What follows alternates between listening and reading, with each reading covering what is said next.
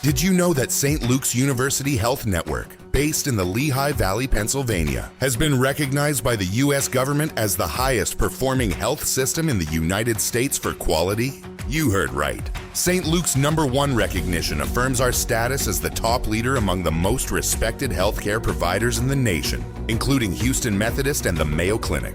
To state it simply, if you want to receive the best care when you go to a hospital, come to St. Luke's. Listen, all you New Yorkers. Excuse me, taxi. Okay, we're looking around. This is the 77 WABC minicast. From the powerhouse blowtorch signal of Talk Radio 77 WABC, welcome once again, and thank you for spending time with us as we move deeper into your weekend. The solemn weekend, Memorial Day 2026. Ladies and gentlemen, I implore you to do something. On Monday, Memorial Day at 3 p.m., let us all call for a moment of silence in memory of all the veterans, men and women who've given their life to the greatest country in the world, the United States of America, as we move in just a month or so to the celebration of 250 years. Welcome to the Dr. Sky Experience, a show about the mysteries from the great realms of astronomy, space, aviation, weather, with celebrity guests and stories, of course, of American exceptionalism. We like to call these 2 hours a theater of the mind, because obviously it brings up the great subject of imagination.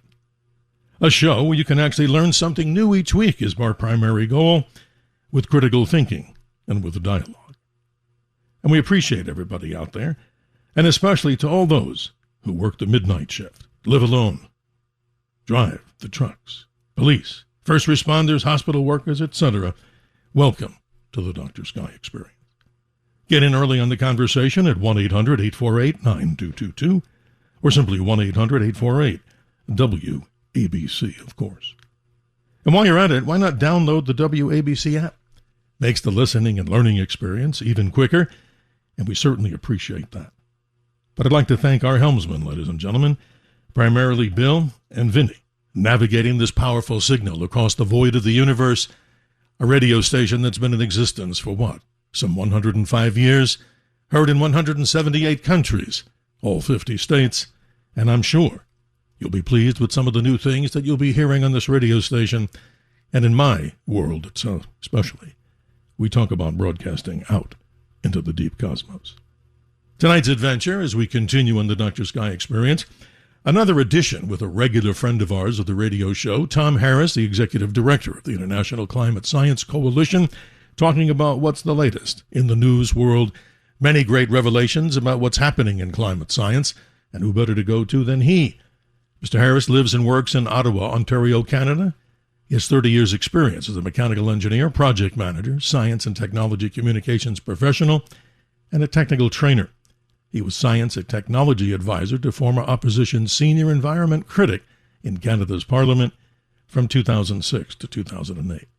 He was the executive director of the Natural Resource Stewardship Project in Canada, and his website is easy to be found at icsc-canada.com. That's icsc-canada.com.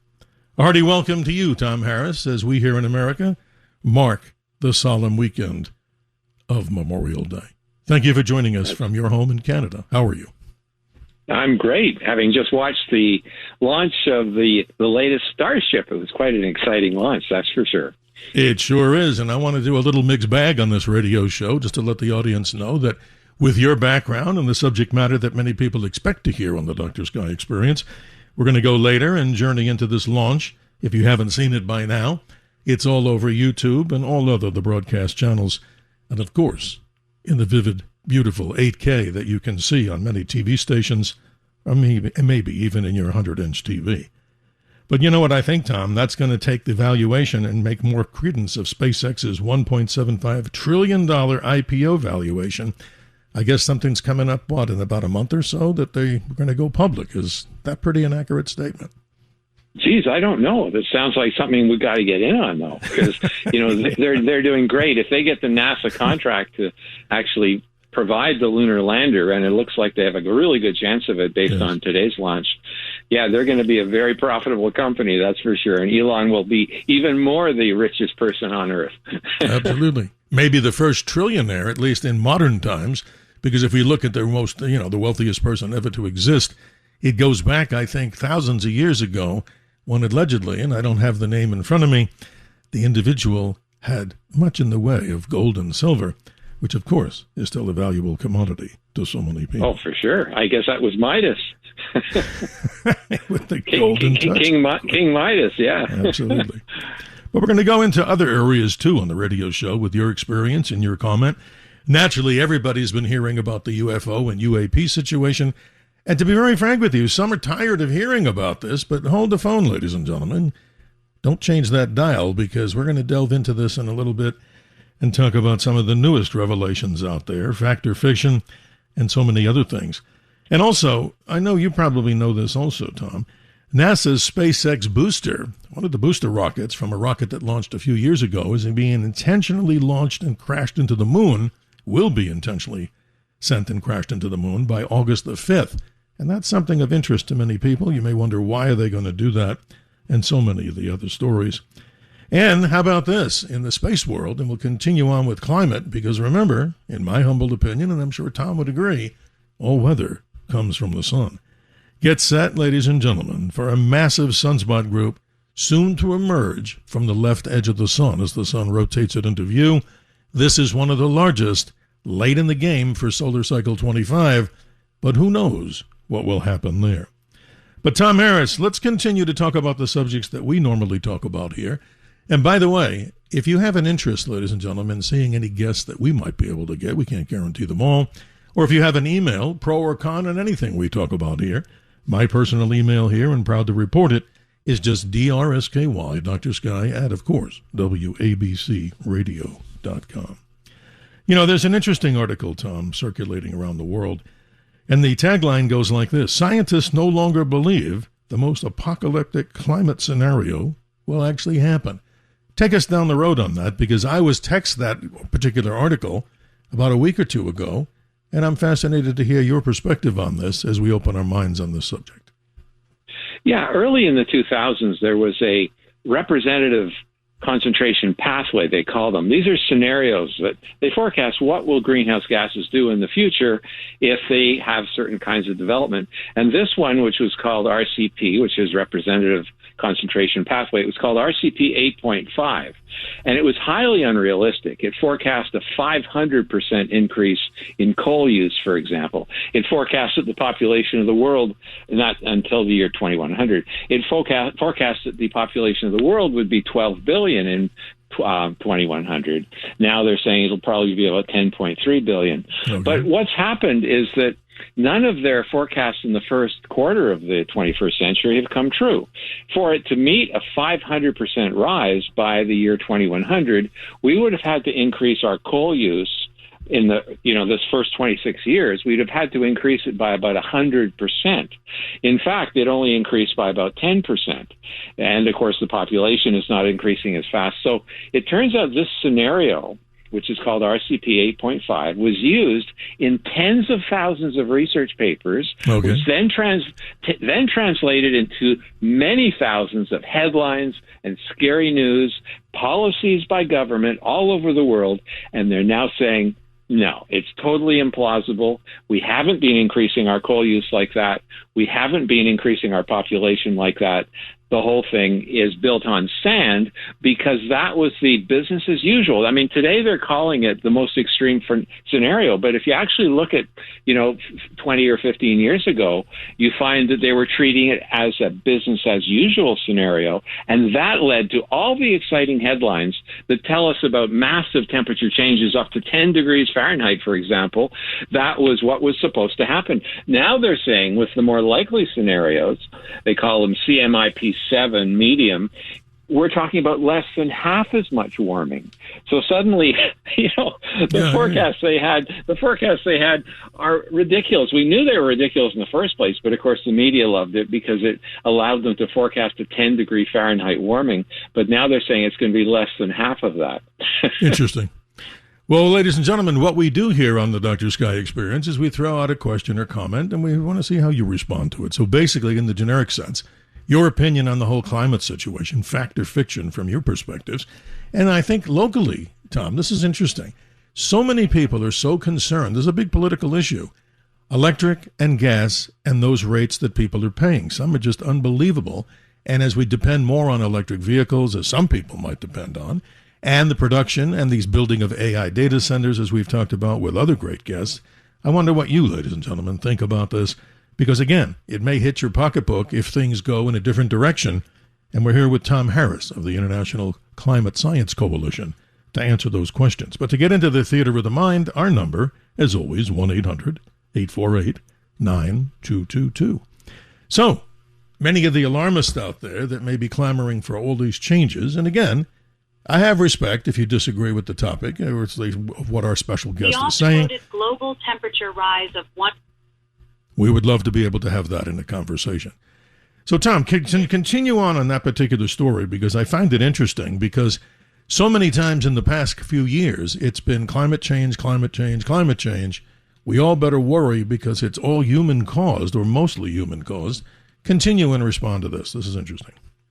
Yeah, there's some very new ice core studies. And, of course, what they do is they drill down as far as Lake Vostok, which is hugely deep under the East Antarctic, and they can then pull up these ice cores that are many kilometers long, and they can analyze them for CO2, looking at the bubbles that are trapped there, and they also use isotopes to figure out what the temperatures were likely.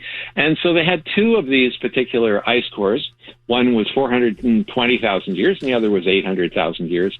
And they actually had a look at them, and a fellow by the name of Les Hatton, he's an emeritus professor in Kingston University in the UK.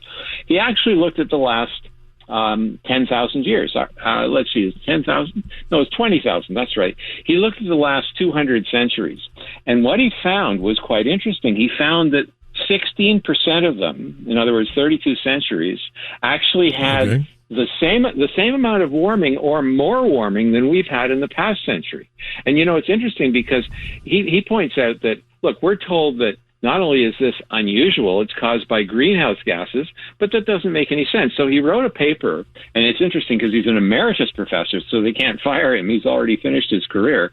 Correct. His paper was titled, "Is a 1.1 degrees Celsius rise in a century unusual? A study of interglacials from the Epoca Vostok dataset." And, he found that 32 centuries of the past 200 were actually warming as fast as today or faster. And, of course, that's long, long before any industrial activities were going on. So he asked the question, he says, well, they're constantly trying to determine if we have caused this incredible temperature rise. Well, first of all, it's not incredible. It's happened 32 times already in the last 20,000 years, which, geologically is like yesterday. And, the idea that CO2 is causing it, well, that's a real good question, because another ice core study that came out looking at 3 million years of temperature data, it found that even though there were huge variations in temperature going in and out of glacials, when all of Canada and the northern part of the United States were covered with miles of ice, there was almost no change in CO2 and methane. So these two findings, both from ice cores from the Antarctic, really, they show that the whole climate thing is built on sand, like we were saying earlier. That's interesting. Yes, and let the audience know this, too. I mean, we've studied Antarctica many times, and we'll have other shows and other guests talking about some of the great mysteries there, which is very interesting. But Lake Vostok, describe it to the audience. It's actually way deep under the surface ice of Antarctica. And many believe, with obviously flowing water down there, or even a semi-frozen state, that there may be another world down there. Now, not to be conspiratorial, they're finding evidence of forests that are underneath. So there's a lot of changes that have happened. And the reason I bring that up, so you can qualify this, is that the Earth, as we talk about so many times, has been through these horrific changes, volcanism, asteroidal impacts. But simply this, just like a man on the street, Mother Earth, Tom, has this incredible healing capability, not an excuse to go out and, burn tires in the street or throw garbage in the street. But the point is, emphasize that again to listeners that may also believe that what they've heard maybe in school, to the younger people out there, that it's all man-made and it's all people doing this for the increase in CO2. Give us more information on that, because I think I brought up a lot of that long statement. Yeah, for sure. The interesting thing is that Lake Vostok is a huge under ice lake, and I mean it's huge. It's as big as the Great Lakes. It's 670 meters deep. Okay, so it's very deep, and it was actually, you know, it dates back from about 500,000 years ago, because since then we've had 500,000 years of ice on top of it, but the lake is still there. So it'll be really intriguing to see if they actually have life forms that are living in this lake. It's liquid water, you know, from 500,000 years ago. So that is where they've drilled down to. They've drilled down, let's see, I'll get the exact number here. They cored 3,623 meters. So that's 3.6 kilometers. So that would be something like 2 miles down. They drilled That's 2 a long miles way. through the ice. Yeah, they drilled 2 miles through the ice, and they came to this Lake Vostok. And at the same time, they were able to pull up ice that was almost 500,000 years old and then do the analysis. And what they found, of course, was these different things. They found that, yeah, there used to be you know, temperature changes that were much smaller than what we've seen in the last 100 years. And if we go back, let's say 50,000 or 100,000 years, but in the last 20,000 years, it's been kind of special. There have been many times, as I said, 32 centuries had warming as fast as today. And so, of course, the idea then that we're experiencing unusual temperature change is simply not true, and the ice cores are showing that. But the other ice core is showing that even when there was huge temperature change going in and out of glacial periods, CO2 and methane stayed almost constant. So, yeah, these ice cores, besides, you know, kind of exciting to explore a lake as big as Lake Ontario under the great, you know, under about 2 miles of ice, be amazing to see if there's any life forms there. Well, ladies and gentlemen, as we continue here with Tom Harris, obviously a gentleman that we've had here many times by your request. I mean, this is interesting. I get lots of emails saying, bring back Tom. We want to hear his opinion on these various subjects. But it's so interesting. His website, that's ICSC-Canada.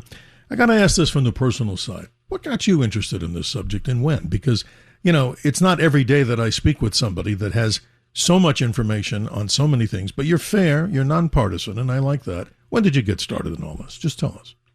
Yeah, sure. I've always been a space fan. You know, like I love Star Trek, and you know, I was a newspaper boy, so I kept all the newspapers of the Mercury and the Gemini and the Apollo flights, Awesome. And I met several of the astronauts who walked on the moon. I introduced Harrison Schmitt at a conference and had dinner with him. So I've always been a real great space exploration fan, and you know, I was always looking for ways to promote the space program, and one of them, I thought, back in 1990 for Earth Day, would be good to look at how studying the planets helps us better understand the Earth. And, you know, there's all kinds of examples. Yeah, one of the examples that I used was that the CO2, which is like the atmospheric pressure on Venus is 100 times that on Earth. And, you know, we've got 90-some-odd% carbon dioxide on Venus, and of course Venus is very hot. So I wrote an article saying, hey, by exploring the planets and Venus in particular, we can get a preview of what's going to happen on the Earth if we're not careful and let CO2, you know, rise and rise and rise. And a local professor of geology, he liked the article in general, but he said, no, but that particular point is wrong. What happened on Venus physically cannot happen on the Earth because the Earth has oceans that absorb CO2. And then the bottom of the oceans, you know, there's plate tectonics that pull the surface of the ocean deep into the crust. And then, of course, it acts as a sponge to pull more CO2 out of the water. But Venus has no oceans. And the other thing, of course, as you know, is Venus rotates very slowly. A day on Venus is many months. So it sits there and it cooks and it cooks and it cooks. And it rotates in retrograde or backwards, right? Mm-hmm. Yeah. Yes, and so it doesn't cool off. Strange. Yeah. Mm-hmm. You know, don't have a cool off every 24 hours the way we do on Earth.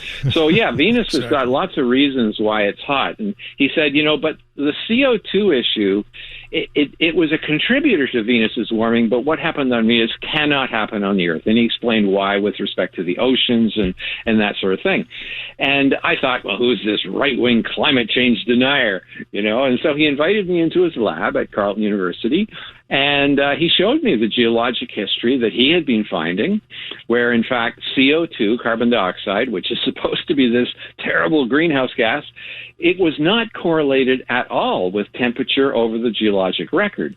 And so I looked into it more deeply. He gave me lots of references, and he showed me, and others showed me, that if you go back a 500 million years, you can go back about 600 million years with fossilized seashells, analyzing oxygen isotopes and getting temperatures. What you find is that, for example, at 440 million years, it was very, very cold. In fact, some people even say that the oceans may have had ice on them. But, CO2 was 10 times higher than today. 10 times higher than today at one of the coldest periods. And so I looked at this record and I talked to other scientists, and what they showed was that CO2 and temperature had no consistent correlation over the last 500 million years. And you see that throughout the record, where at other times CO2 will be 13 times, in other words, 1,300% of today's levels. Not this measly 50% rise that we've had in the last 100. You bring up good information, Tom, here, because that's one of the goals of the radio show. It's to bring new information. You learn something new. That's our goal, and we hope that's passed on to the listeners very simply.